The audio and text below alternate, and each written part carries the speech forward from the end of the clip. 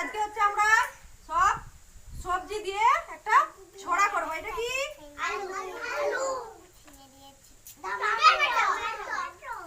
এটা এটা শাক, শাক, পালং শাক। এটা এটা মটরশুঁটি। এটা এগুলোর একটা করে গুণ আছে, তাই তো খাবারে। এটা নিয়ে আমরা একটা ছড়া বলবো না। বলো। আলু বললো আমাকে খাও, আমি তোমাদের মোটা করে দেব। শাক বললো আমাকে খাও, আমি তোমাদের শক্তি দেব। বলো। কপি, মটর, টমেটো,